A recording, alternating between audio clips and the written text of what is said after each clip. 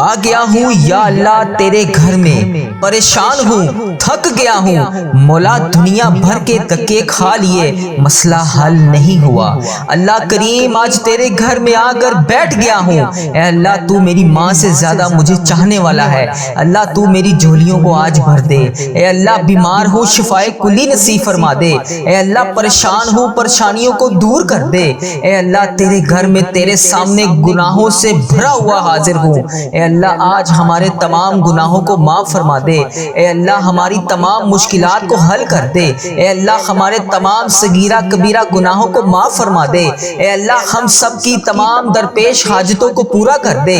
اے اللہ آج ہماری اس حاضری کو قبول فرما لے۔ اے اللہ آج ہماری اس عمرے کی سعادت کو قبول فرما لے۔ اے میرے مالک میں بہت پریشان ہوں، میری تمام پریشانیوں کو حل کر دے۔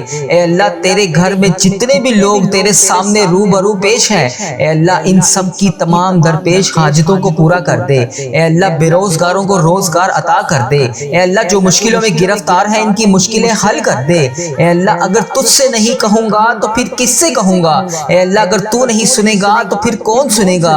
اے اللہ جو بھی بے روزگار ہیں انہیں روزگار عطا کر دے۔ اے اللہ جن جن کے جو بھی مسائل ہیں، اے اللہ تیرے سامنے روز رو رو کر گڑ گڑا کر فریاد کرتے ہیں، یا اللہ ان کے تمام مسائلوں کو حل کر دے۔ یا اللہ جن کی جو بھی حاجتیں ہیں، یا اللہ ان کی حاجتوں کو پورا فرما دے۔ یا اللہ جو لوگ اس دنیا فانی سے رخصت ہو چکے ہیں ان کی بخشش و مغفرت فرما دے۔ اے اللہ بالخصوص میرے دادا ابو میری دادی ماں کی بخشش و مغفرت فرما دے۔ اے اللہ ان کے تمام صغیرہ کبیرہ گناہوں کو معاف کر دے۔ اے اللہ ان کی قبر کو نور سے منور فرما دے۔ اے اللہ ان کا سفر آخرت آسان فرما دے۔